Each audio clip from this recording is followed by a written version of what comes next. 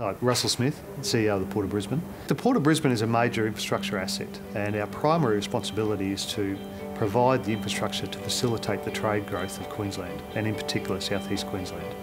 Ports are a primary driver of economic activity in any region in which they exist.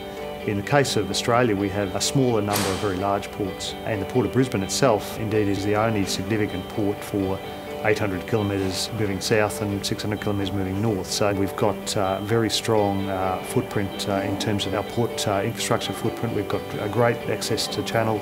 We don't have issues associated with Great Barrier Reef or transiting Great Barrier Reef. We've got great road access. The growth of the Port of Brisbane has been mixed but very strong.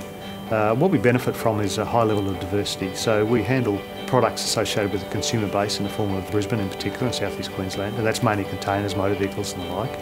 But also agricultural export from the hinterland of mainly southern Queensland, but also northern New South Wales and the beef right throughout Queensland, for example. And in particular, and quite unusually, we also handle a third product, which is mineral exports, mainly in the form of coal exports.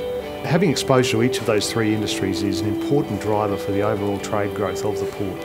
Or since the development of Fisherman Islands back in the 1970s, we've experienced trade growth, year-on-year volume growth positive since that time. So very robust infrastructure asset, but it also demonstrates the resilience of the Queensland economy and the importance of this asset to the Queensland economy. Brisbane has been very successful in balancing its business opportunities, its cultural diversity, but also its lifestyle as it's gone forward over the last 20 years. We've seen the City Council invest considerable amounts of time, effort and money in its road network recently, particularly in the form of the tunnels. Those sorts of visionary projects are absolutely vital to our future as a city going forward if we're to maintain the livability that we're experiencing, up to now. I think it's the personal atmosphere that you can develop here between business leaders and between government leaders. It has an atmosphere of wanting to progress, wanting to see things happen. That's something that you don't necessarily have in many locations around the world, and that's an atmosphere that we need to foster going forward.